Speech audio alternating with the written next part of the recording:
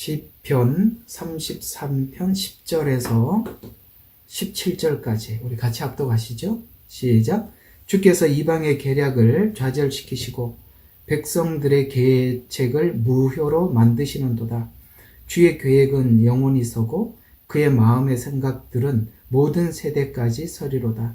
자기들의 하나님이 주이신 민족은 복이 있으며 주께서 자기 유업으로 택하신 백성은 복이 있도다. 주께서 하늘에서 굽어 보시며 모든 사람들의 아들들을 보고 계시는도다. 주께서 그의 처소에서 땅의 모든 거민을 바라보시는도다. 그가 그들의 마음을 비슷하게 지으시고 그들의 모든 행위를 살피시는도다. 많은 군대로 구원받을 왕이 없으며 막강한 힘으로 구제받은 용사도 없느니라. 16절까지만 하겠습니다. 자, 화면 공유를 좀 해드리고 시작할게요. 자, 오늘은 지금 우리가 10장을, 33장을 지금 계속 하고 있지 않습니까? 두 번째 시간인데요. 자, 오늘 이 시편 33편의 주제가 이런 내용이라고 처음에 말씀드렸었죠. 예배자들의 모임. 32장은 구원받은 자들의 감사와 감격, 이걸 설명을 했다면, 하나님 앞에 구원받고 주님 앞에 돌아온 자들이 함께 모여 예배하겠죠. 그래서 오늘 이 33장은 바로 그 예배자들의 모임에 관한 이야기를 하는데, 여기에 예배 안에 뭐가 있습니까? 기도가 있고, 예배 안에 말씀 선포가 있고, 기도 안에 찬양이 있고, 또 예배 안에 성도의 교제도 있어요. 그래서 이 모든 예배 안에 포함된 찬양, 기도, 그 다음에 말씀 선포, 교제, 그러니까 이 안에서 이루어지는 그 내용들이 뭐냐면 공감이죠. 공감.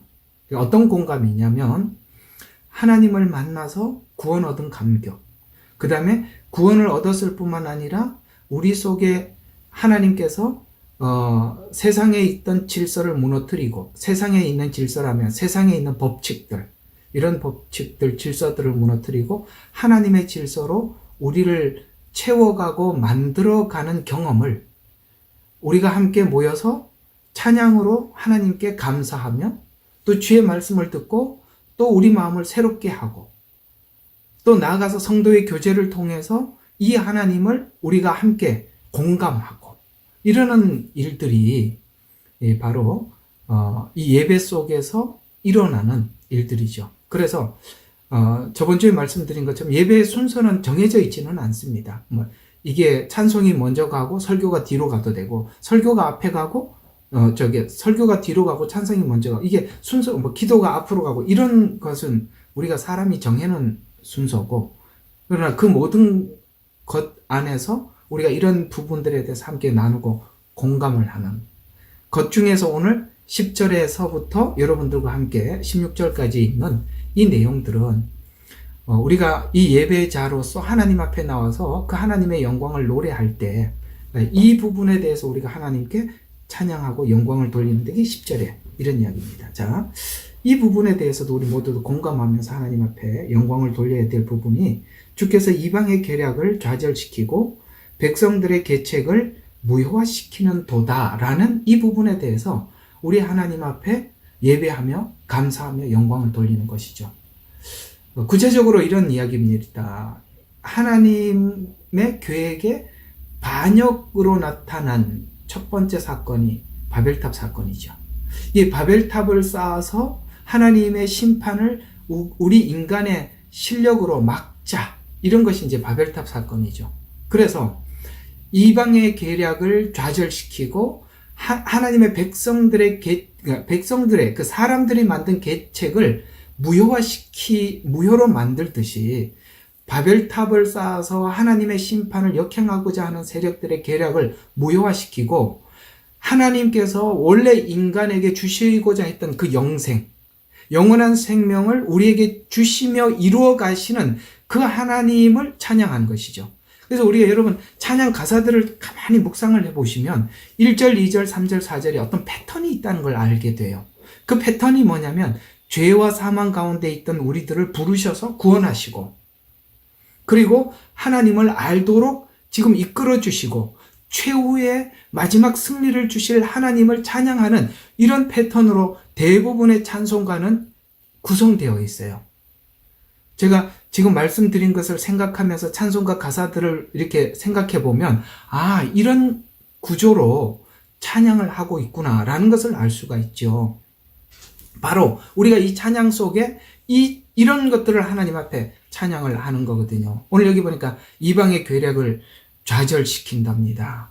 시편 1편이 성경 시편 전체의 주제이고, 그리고 2편은 종말의 이 완성을, 그러니까 모든 하나님의 계획을 완성하실 그 하나님을 찬양하고 노래하는 것이 시편 2편이거든요. 그 시편 2편을 한번 보십시다. 이게 그러니까 시편 속에 나타나 있는 요한계시록이죠. 자, 어찌하여 이방이 분노하고 백성들이 헛된 일을 꾀하는가? 이게 마지막 바벨탑 사건이죠. 그 창세기에도 하나님의 그 계획을 무산시키고 우리가 그걸 막아보자라고 하면서 사람들이 시작했던 것이 바로 백성들이 헛된 일을 꾀하는가, 땅에 왕들이 나서고 지리자들이 의논하여 주와 기름 부음 받은 일을 대적하여 말하기를. 이 대적이 바벨 탑에서부터 시작해서 요한계시록의 마지막에 가면 이 대적이 구체적으로 완전히 깨지는 사건이 요한계시록 17, 18장에 말씀하고 있는데, 자, 그러면서 이들이 왜 모였는지 3절에 보니까 우리가 그들의 결박을 끊고 그들의 멍에를 벗어버리자. 하나님과 우리 관계를 끊어버리자. 하나님의 계획을 우리가 무산시키자. 이렇게 모였대요. 그래서 하나님이 하늘에서 앉으신 분이 웃으실 것이요 주께서 그들을 조롱하시는데 심히 불쾌하게 여기면서 화내시기를, 내가 나의 거룩한 산 시온에 내 왕을 세웠다. 거룩한 산 시온에 내 왕을 세웠다. 자, 요거 이제 우리 요한계시록을 하니까 한번 이제 좀 요런 내용들을 한번 봅시다. 요한계시록 14장 1절. 우리 이제 14장, 지금 16장 요한계시록 하고 있죠. 내 왕을 시온에 세웠다. 어디에 세웠는지 한번 봅시다. 14장 1절. 또 내가 쳐다보니 보라, 어린 양이 시온산 위에 서 있고, 여기 등장하지요. 시온산에 세웠다. 그런데 시온산 위에 서 있고 이렇게 했죠. 그러면서 그와 함께한 14만 4천이 있는데 그들의 이마에는 그들의 아버지 이름이 쓰였다. 아멘. 예. 예수님은 십자가에 죽으시고 부활하셔서 하나님 보좌 우편에 앉으셨다라고 표현하고 있는 말씀을 요한계시록 14장 1절에는 시온산 위에 서 있는 것으로 말씀하고 있습니다. 시온산 위에 서 계신 그 주님은 이제 쉽게 말해서 인간의 죄와 사망의 권세를 깨트리고 부활로 하나님 우편 보좌에 앉으셨는데 그걸로 끝나는 게 아니라 그 다음 뭘 하시죠? 시편 다시 2편으로 돌아가요. 바쁘게 왔다 갔다 해봐요. 시편 2편에 보니까 시온산 위에 왕을 세워서 뭘 하느냐면, 내가 칙령을 선포하리라. 주께서 내게 말씀하시기를 너는 내 아들이라. 오늘 내가 너를 낳았도다. 라고 말하는 이 아들은 누구죠? 물론 예수 그리스도입니다. 그러나 우리가 하나님의 자녀가 되었죠. 왜요? 예수님 안에 우리가 하나가 되고 연합되고 붙어 있으니까. 에베소서가 그 말씀 아니겠습니까? 그러니까 그 예수님께서 십자가에 죽으시고 부활하셔서 그 다음에 나의 아들을 시온산 위에 세울 뿐만 아니라 내 아들이라. 오늘날 내가 너를 낳았도다. 내게 구하라. 그러면 내가 너에게 이방을 내 유업으로 땅의 맨 끝을 소유로 주리라 하면서 9절에 보면은 철장으로 깨트리는데 토기장이가 질그릇같이 산산이 부수는데 뭘 부순다는 거예요. 오늘 아까 3절에 결박을 끊고 그 멍에를 벗어버리자 라고 하는 그들을 마치 철장으로 깨트리듯이, 이건 이제 그 당시에 전쟁에 나가는 장수가 그 군사들과 함께 출발하기 전에 질그릇을 앞에다 두고 큰 철장을 가지고 쫙 부숴버리죠. 그리고 이제 내 적군들을 이렇게 부숴버릴 것이다라고 쫙 깨트리는 그걸 연상을 하면서 오늘 시편은 기록을 하고 있듯이, 결국은 이런 말씀대로 2편에 있는 말씀대로 요한계시록의 종말에 최후에 이렇게 끝이 날 겁니다. 이렇게 될 줄로 믿으십니까? 라는 오늘 질문이에요. 그런 자들이 함께 모여서 뭘 하는 겁니까? 하나님을 노래하고 찬양하는 것입니다. 우리가 그런 하나님을 우리가 알고 있고 또 찬양하는데, 그러면 이 하나님을 믿는 믿음이 우리 삶에 왜 중요하냐면, 이 사실을 믿는 자는 하나님, 사람의 계획을 두려워하지 않아요. 이 마지막 때 사단이 여러 가지 계획을 가지고 이렇게 할 거라고 하나님 성경은 예언적으로 우리에게 말씀하고 있어요.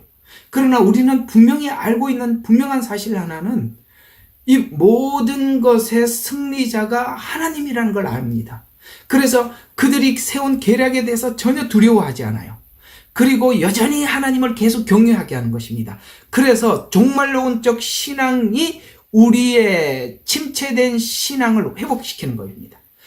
세계사를 보면 기독교가 회복되는 역사 속에 반드시 첨가되는 신앙이 있는데, 그것이 바로 종말론적 신앙입니다.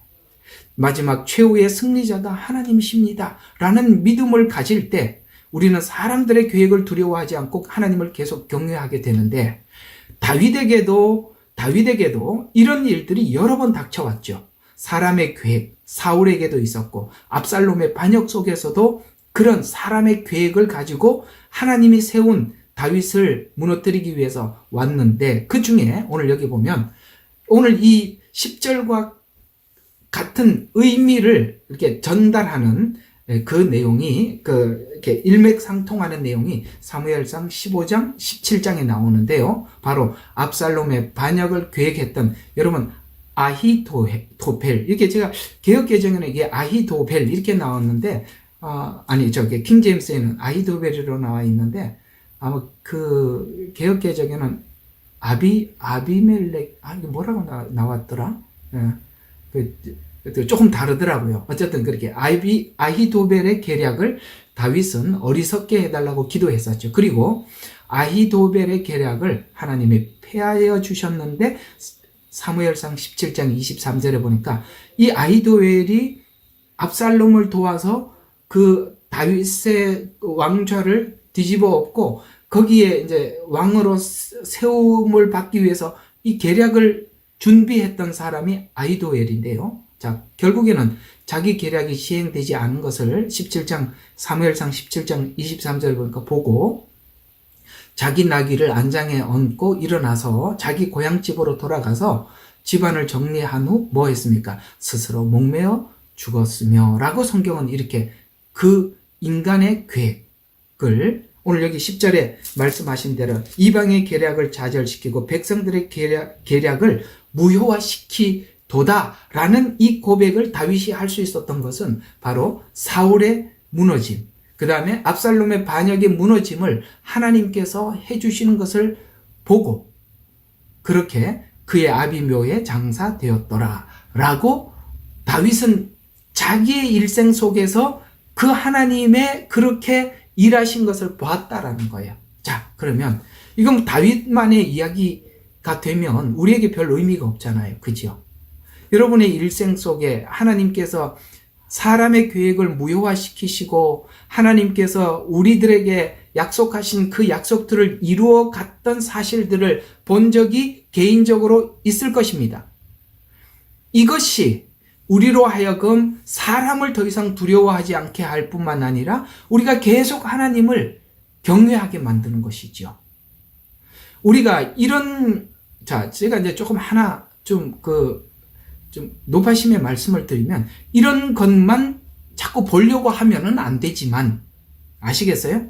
해주셔도 감사하고 안 해주셔도 감사한데, 하나님께서 이런 것들을 우리 일생 속에 겪게 해주시는 이유는 사람을 두려워하지 말라고 우리에게 은혜를 주시는 거예요.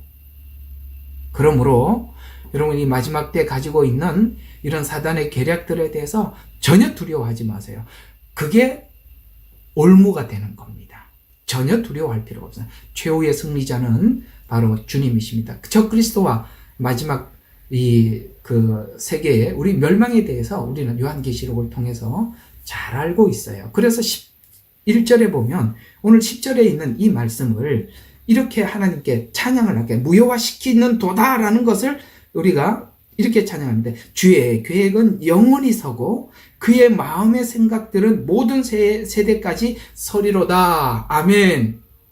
우리는 이걸 하나님 앞에 나와서 예배하고 찬양하는 것이에요. 그래서 악한 자들의 계획은 소멸된다. 하나님의 계획은 영원히 선다. 라고 비교하면서 그걸 찬양하자라고 말씀하고 있는 것입니다. 우리는 이 하나님을 생각할 때마다 정말 벅찬 마음으로 하나님을 예배하고 찬양하는 것이죠. 12절에 보면 자기들의 하나님이 주이신 민족은 복이 있으며 아멘. 우리는 하나님이 우리의 아버지가 되어서 우리는 정말 복된 사람이고 주께서 자기 유업으로 택하신 자들은 복이 있도다. 이것이 진짜 복임을 믿습니까? 여러분들이 하나님이 우리를 부르시고 하나님의 자녀 삼아주시고 주님 안에 살아가는 이 행복이 우리 세상에 무엇과도 바꿀 수 없는 복이 되었다는 것이죠. 우리가 이 하나님의 말씀을 들을 때마다 감사하고 감격하고 찬양하며 기도하고 그렇게 우리는 주님과의 이 관계와 회복 속에서 감사하며 사는 것입니다. 성경은 요한계시록 마지막에 뭘로 끝이 났냐면은 하나님과 영원히 함께 하리로다. 영원히 함께 하리로다. 이 말로 성경은 다 막을 내려요. 함께라는 말로 끝을 냅니다. 함께와 영원 이걸로 막을 내리는 거예요. 여기에 대한 이 가슴 두근거림, 기대감 이것들이 우리 마음속에 가득한 거예요. 그래서 함께라는 말, 영원이라는 말이 나올 때마다 우리 마음속이 하나님 앞에 기대감으로 가득 차고 소원으로 가득 차고 거기에 우리의 모든 인생의 초점이 맞춰져 있는가? 하나님은 전부 다 우리의 신앙을 거기로 몰고 가고 있고 우리는 자꾸 현실을 보려고 그러고 그걸 하나님이 자꾸 시선을 저쪽으로 바꾸는 거예요. 그 시선이 주님 안에서 바꾸어질 때 우리의 삶에는 넉넉함이 뒤따르게 되는 것입니다. 그래서 믿음의 근거는 앞에서 말씀하신 것처럼 하나님을 섬기고 따르는 자들의 주는 축복을 의미하는데 하나님의 소유가 된 자들의 축복을 의미하는데 이스라엘을 하나님이 선택하듯이 마치 우리를 선택하시고 자녀 삼아주시고 주권적으로 선택하신 그 찬양을 하나님 앞에 감사하는 것입니다. 자, 그러면 이렇게 선택하시고 어떻게 우리의 삶 속에 직접 들어와서 일하시는가라는 것을 오늘 이제 13절에 좀 더 구체적으로 설명하고 있는데요. 하나님 우리를 택하시고 우리를 구원하셨어요. 그리고 13절에 주께서 하늘에서 굽어보시며 모든 사람의 아들들을 보고 계시는도다. 여러분 이렇게 하나님이 하고 계시는 걸 믿습니까? 다시 한번 물어볼게요. 뭐 한다고요? 하늘에서 굽어보신다. 그 다음에 모든 사람들의 아들들을 보고 계시는도다. 굽어보신다. 보고 계신다. 이렇게 말씀하고 있어요. 그래서 지금 아까 광의적인 관점에서 우리를 부르셨다라고 이렇게 말씀을 했다면 이제는 그 부른 한 사람 한 사람을 살피시는 하나님을 찬양하고 있는 것입니다. 여러분 개개인에게 임하시는 하나님의 그 임재를 우리가 매번 하나님은 오늘 이번 주에 어떻게 임하시고 오늘 어떻게 임하시고 지금 어떤 마음을 주시고 이런 일들이 우리 개개인에게 나름 다 다르게 역사하고 있는 거예요. 그래서 굽어보고 살피시는도다. 이 말을 성경에는 감찰하시는 하나님 이렇게 설명하고 있거든요. 감찰하고 계신다. 이 감찰한다는 말은 원어로 보면 숙고하여 주목하여 보다 직시하다 이런 말이에요. 주목하여. 여러분 애들 우리가 키울 때 보세요. 애들 이런 게 있잖아요. 애들 마음대로 막 뛰어가는 것 같아도 부모 눈에 절대 벗어나지 않죠. 예. 어디를 가는지 뭘 하는지 그 다음 행동 뭘 할지 보고 있지 않습니까? 하나님께서 우리를 그렇게 깊이 있게 숙고하고 주목하여 그래서 이 말씀으로 우리에게 왜 그렇게 보고 있다는 말씀이 우리에게 뭘 주느냐면 절망 속에 있는 사람들에게 희망과 용기를 주시고 여러분 에스겔서나 요한계시록이나 이런 것들이 환난이 아니라 하나님께서 그 뒤편을 보면 우리에게 도리어 어떤 희망을 주고 용기를 주고 있다는 것을 그걸 찾아내지 못하면 우리는 그저 하나님 잘못하면 혼내는 그런 엄한 하나님으로 보는 거거든요. 그게 아니에요. 네. 오늘도 이렇게 에스겔서 8월 달에 7월 후반부에 그 8월 달에 설교할 걸 이렇게 준비해놨나 하여튼 요즘 이렇게 준비를 하면서 에스겔서를 보면 하나님께서 계속 심판하는 것 같이 보이잖아요. 근데요, 그게 아니에요.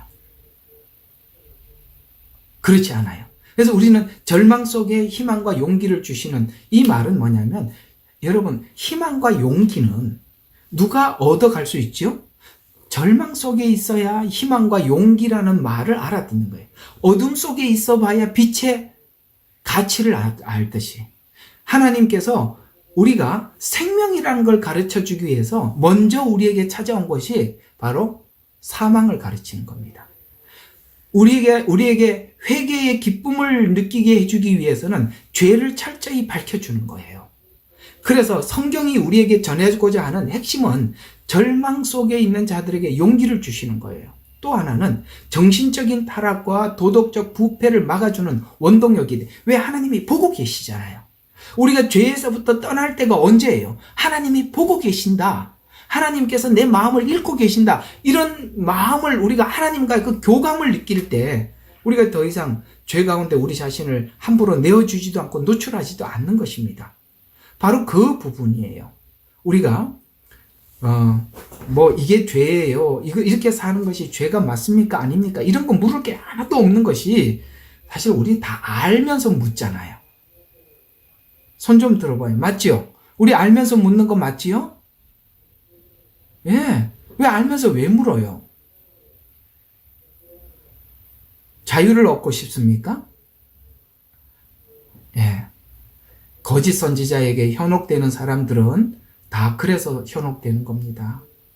죄에서 자유를 얻기 위해서, 오늘 그 참 말씀 준비하다 보니까 하나님께서 참 재미있는 이야기를 하시더라고요. 뭐라 그러냐면은, 너희들이 죄에서 자유함을 얻고 그 우상을 숭배하고 싶은 마음을 가지고 있다면 내가 거짓 선지자를 만나게 해주겠대요. 놀랬죠? 하나님이 딱 만나게 해주신대요.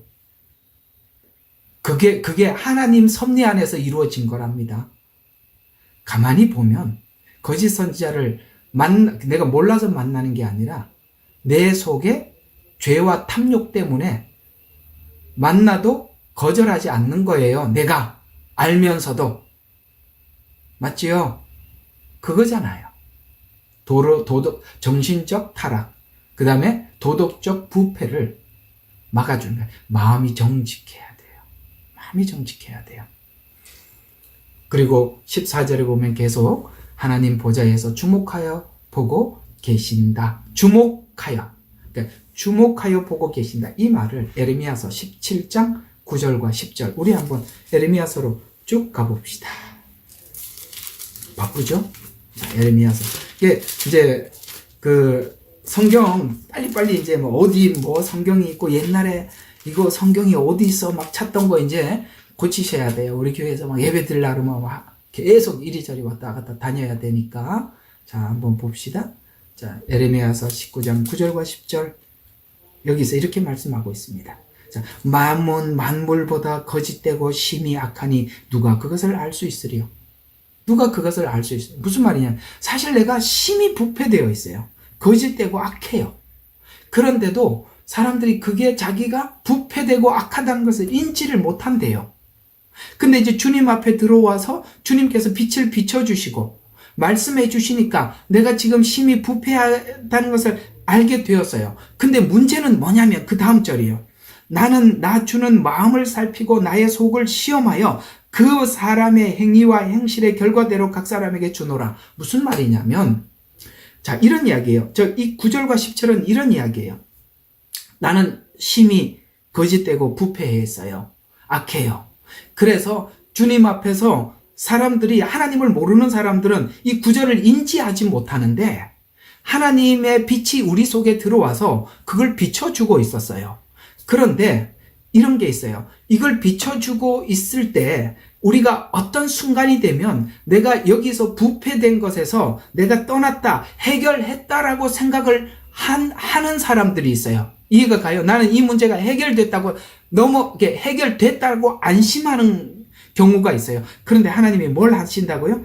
그 부패된 것이 해결되지 않았다고 마음을 살피고 속을 시험한대요.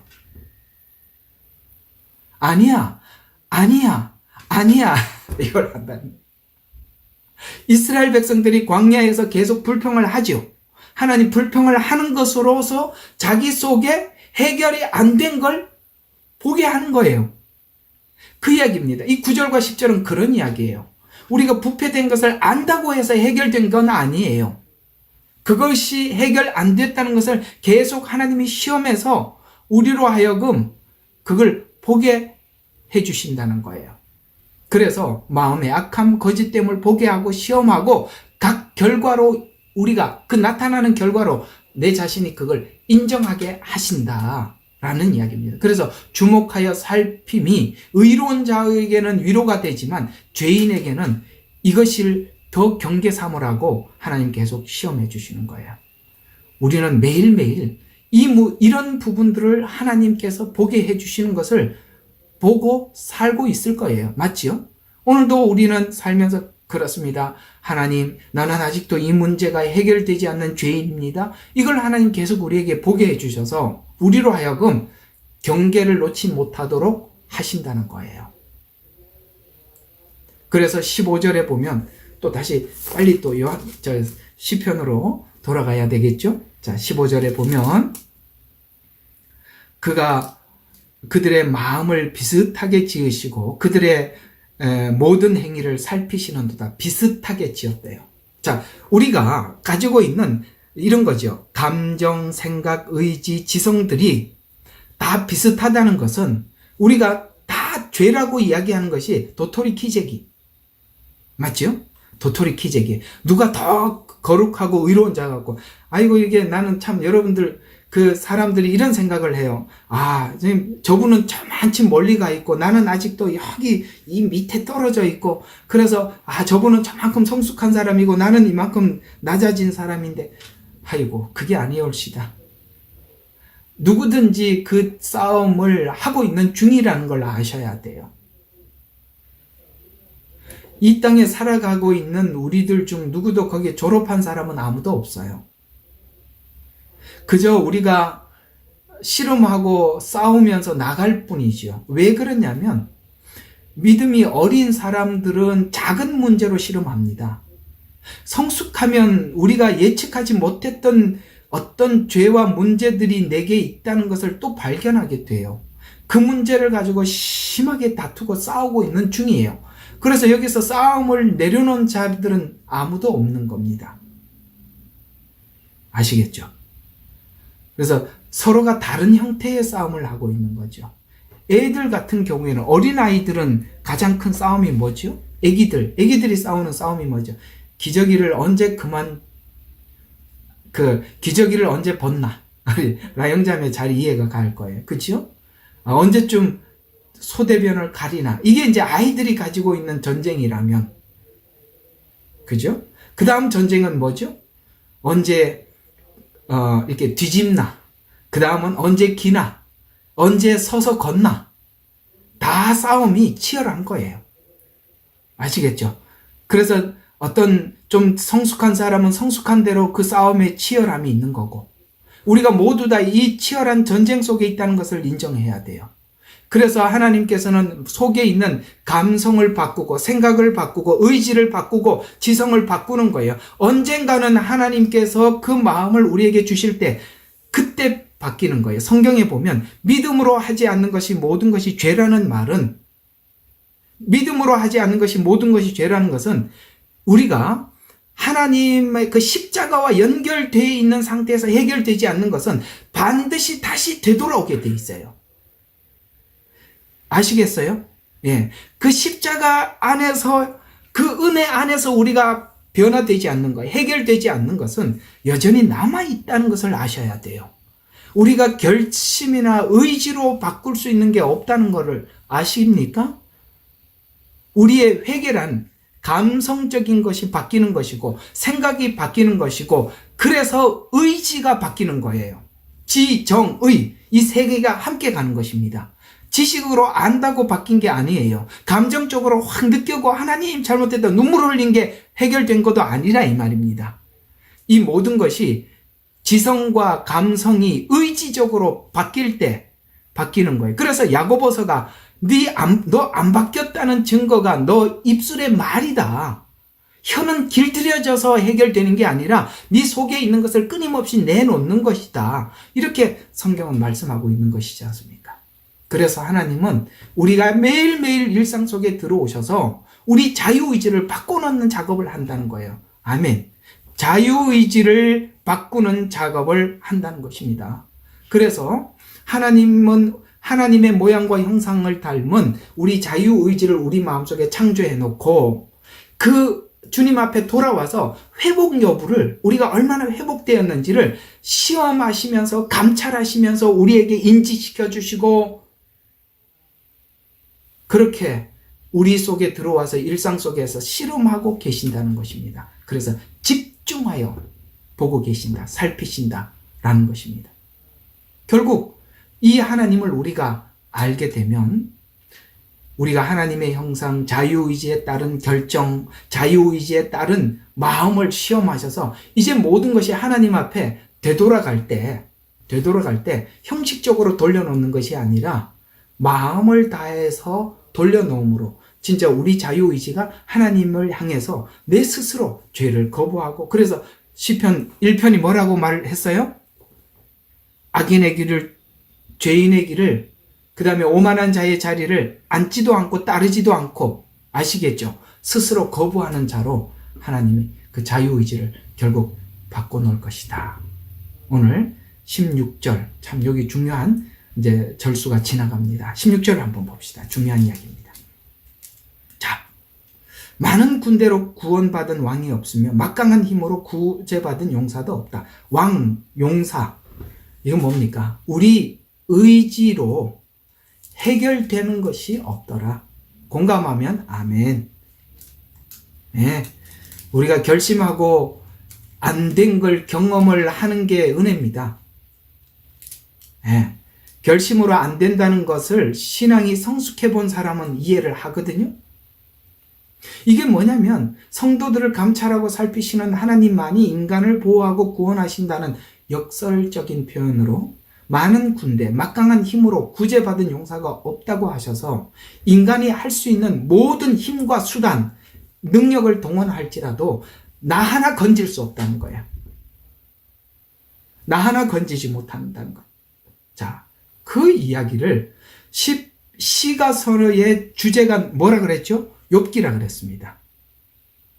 욥이 마음속에 이렇게 막 있었던 그 수많은 그 마음속에 있었던 갈등들을 시편이 쫙 설명을 하고 있는 거예요. 욥이 지나오면서 그 속에 어떤 생각을 했을까? 라는 이야기를 시편에서 자세히 그걸 속을 꺼내놔서 우리에게 설명을 하고 있는 거거든요. 자, 그래서 우리가 이런 애매하고 힘든 정말 하나님이 핵심적으로 말씀하고 있는 이 내용들은 욥기에 가서 풀어봐야 돼요. 자, 우리 욥기로 넘어갑시다. 욥기 40장. 정말 알고 싶은 이게 좀 무슨 말입니까? 라는 이 대답을 욥기 40장에서 욥이 이 긴 고난의 시간을 거치고 하나님 앞에 이제 대화하는 대화 속에 등장하고 있습니다. 1절과 2절. 자, 또 주께서 욥에게 대답하여 말씀하시기를 전능하신 분과 더불어 다투는 자가 그분을 가르치겠느냐? 하나님을 꾸짖는 자로 그것을 대답하게 하라. 이게 무슨 말이에요?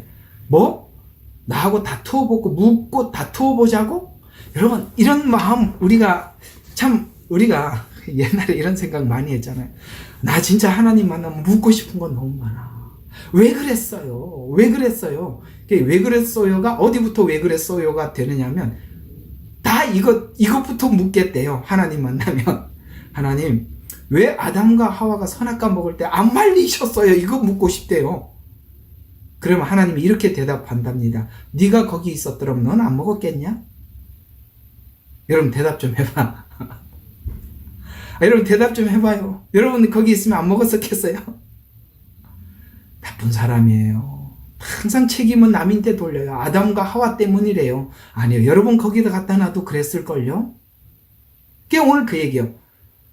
전능하신 분과 다투는 자가 그분을 가르치겠느냐? 하나님을 꾸짖는 자로 그것을 대답하게 하라. 뭐? 하나님께 묻고 다투어 보자고? 그럼 지금부터 질문에 대답해봐라. 라고 하나님이 질문을 합니다. 그 질문에 이런 이야기를 합니다. 이제 빨리 지나가서 자 4절의 대답을 봐요.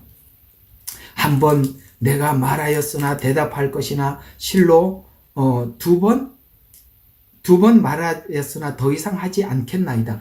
이제 질문을 하니까 하나님께 질문을 하니까 이거 보니까 질문할 게 아니에요. 내가 그걸 내 문제를 시인하고 수긍해야 될 상황이지 하나님께 질문할 상황이 아니라는 걸 이제 욥이 알고 돌아서는 겁니다. 그래서 내 질문은 악합니다. 무엇을 주께 대답하겠습니까?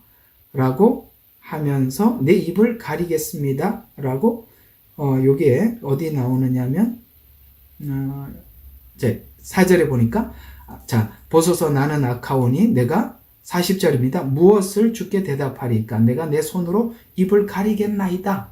라고 하나님 앞에 우리가 하나님을 알고 나를 알면 질문할 게 많은 것 같은데 입을 가린다. 자, 이게 이런 이야기예요. 저는 이걸 보면서 마지막 때 백보자 심판을 생각해 봤어요. 불신자들은 그런 이야기를 해요. 아이고 하나님이 나를 심판한다고 내가 하나님께 할 말이 많아. 그런데요. 성경에 보니까 이 하나님의 심판대 앞에 사람들이 유구무원이래요. 유구무원이 뭔 말이죠? 한자지요. 입은 있는데 말을 못한답니다. 그리고 죄를요 하나님이 지적하는 게 아니라 자기가 자기 죄를 쏟아놓고 하나님 앞에 이렇게 내가 심판을 받는 것이 합당합니다라고 고백을 한대요. 욥같이 여러분 그 에스겔서에 보면 욥과 다니엘하고 또 누구를 세 사람을 의로운 자로 하나님이 선정을 하세요. 욥, 다니엘, 또 누구더라?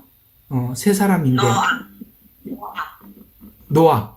노아였습니까? 아이고. 그래서 다 같이 모여서 설교를 해야 된다니까요. 네, 노아 세 사람이 있다 할지라도 그들은 자기만 구원하리라. 이렇게 말씀하고 있어요. 여기 그러면 하나님은 욥을 의인이라고 칭해 주셨어요. 맞죠? 에스겔서에서 그렇게 말했어요. 근데 욥도 하나님 앞에 서서 뭐라고 말을 했다고요? 보소서 나는 악하오니 이렇게 대답했다고요. 의인이었다고 말했던 욥도 그렇게 대답했대요. 하나님 앞에 악하다고. 그리고 주께 대답하리까 내가 내 손을 입으로 가리겠나이다라고 말하더라는 거예요. 의인이라고 말했던 욥조차도 그렇게 말했더라면 다른 사람들이 하나님 보좌 앞에 서서 뭐라고 말하겠습니까? 이제 아시겠어요? 우리의 의가 얼마나 하찮은지, 우리의 하나님 앞에 내세울 수 있는 의가 얼마나 가치 없는 것인지.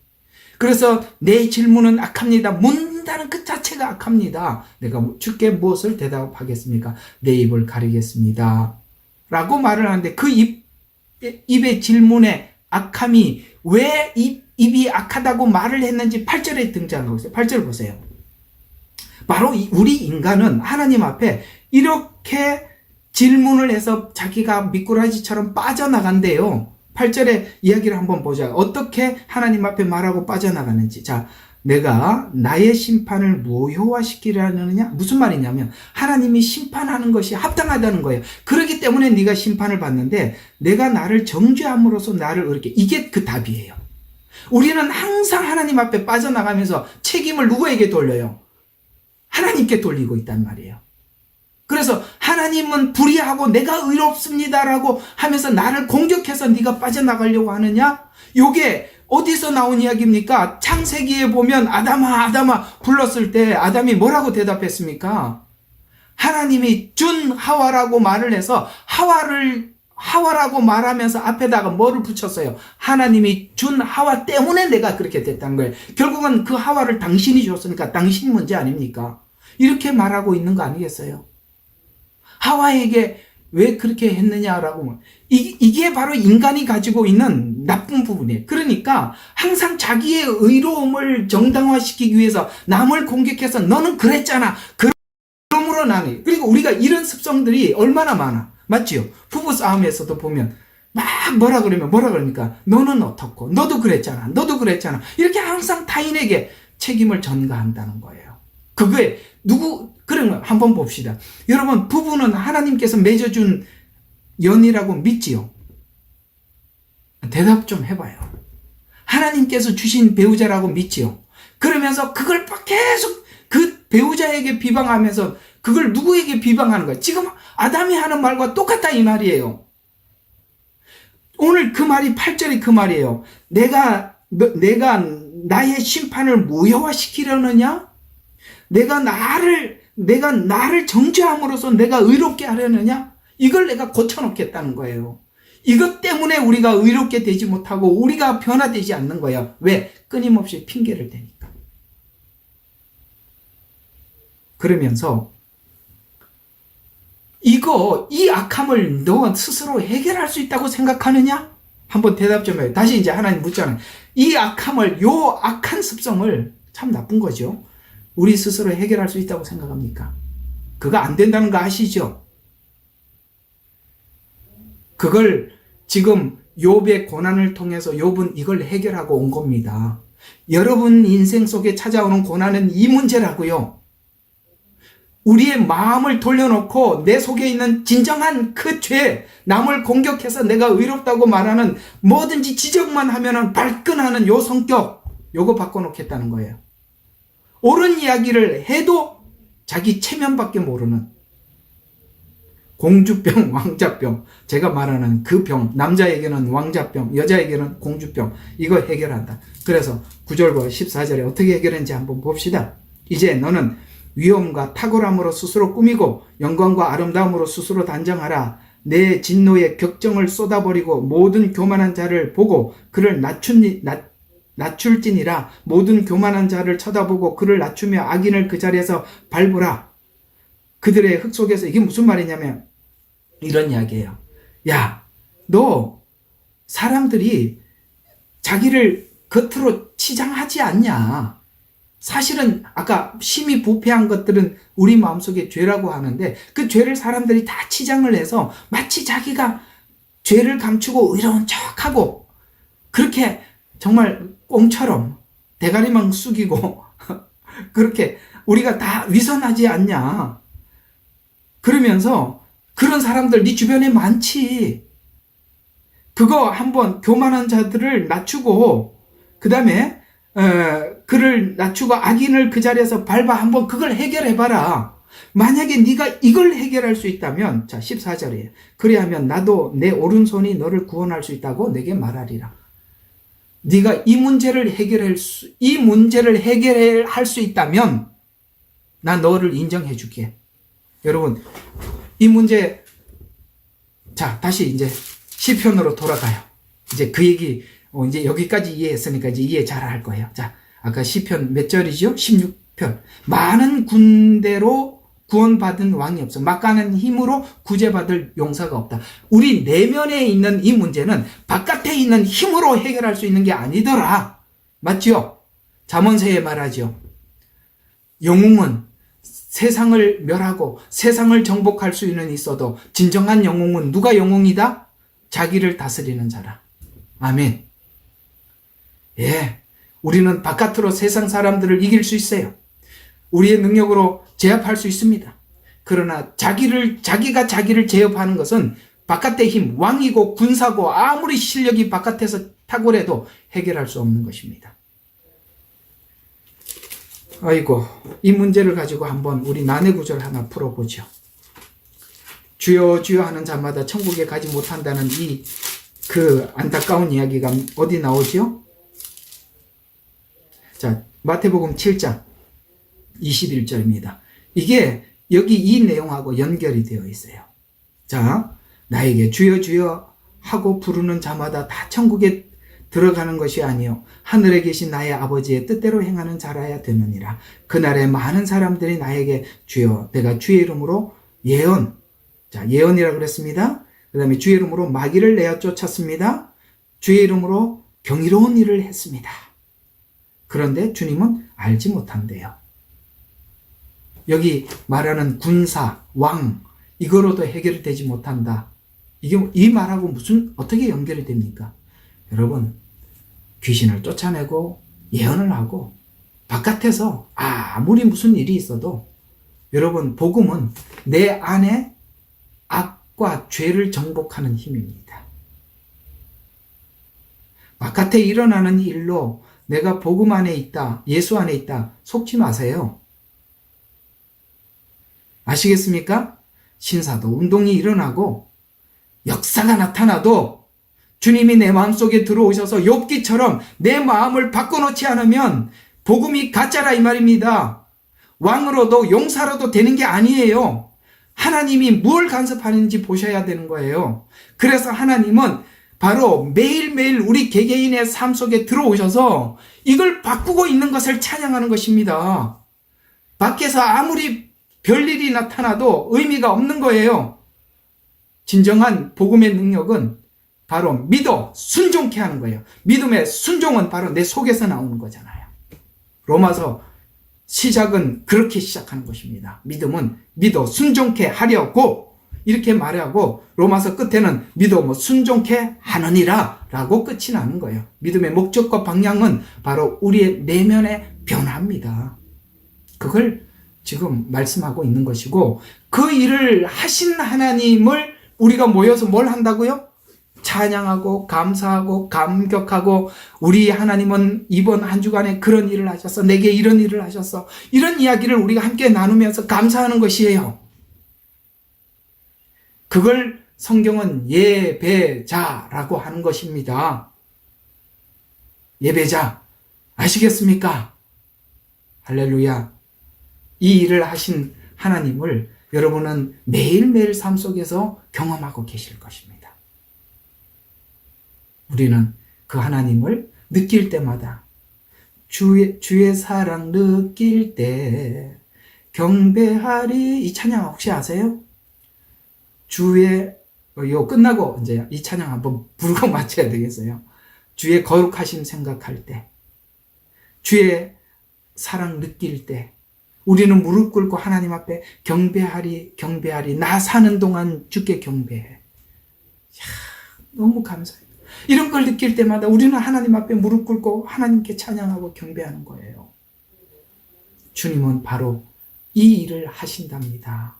이 일은 성경은 창조라고 말을 하고 있어요. 어떤 창조? 우리 내면의 질서를 잡고 계신다. 이게 저번 주에 말씀하신 주님은 빛을 비추시고 빛을 통해서 우리의 죄를 보게 하시고 그리고 그 죄를 어떻게 나누고 뭡니까? 그 죄는 이쪽으로 의는 이쪽으로 그래서 성령님이 오셔서 죄에 대해서 의에 대해서 심판에 대해서 우리에게 알려주시고 그걸 우리가 받아들이고 죄는 걷어내고 의는 받아들이고 이해가 가십니까? 이 작업을 하신대요. 이게 가장 중요한 하나님의 포인트, 하나님이 하시고자 하는 가장 핵심되는 작업이에요. 이 작업에 대해서 우리가 모르고 있다면 정말 아니올시다 이런 이야기예요. 자, 오늘은 여기까지만 하도록 하겠습니다. 오늘 33장을 어떻게든지 맞춰보려고 그랬는데 역시 못 갔군요. 다음 주에 한 번 더 하고 우리 하나님 앞에 정말 오늘 이 말씀 생각하면 마음이 너무너무 감격스럽지 않아요? 우리 하나님이 이런 일을 내 속에 와서 하고 계시다니 세상에 나를 바꾸다니 이 하나님을 우리가 함께 한번 찬양하고 마치도록 하겠습니다. 우리 잠시 기도하고 그럴까? 아까 그 찬양 함께 부르고 마치도록 하겠습니다.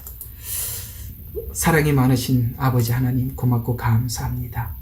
우리 속에 찾아오셔서 정말 더럽고 추한 우리의 모습들을 들추어내시고 그 하나님의 그 새로움으로 우리를 만들어 가시는 그 하나님 앞에 무릎 꿇고 경배하며 찬양합니다. 이것이 바로 예배자의 삶이온데 하나님, 그 하나님을 높이며 늘 느끼며 감사하며 감격하며 뛰며 소리 높여 주님을 노래하게 축복하여 주시옵소서. 우리를 구원하신 예수 그리스도의 이름으로 기도드렸습니다. 아멘. 자, 이 찬양 제가 요거 일단 끄고요.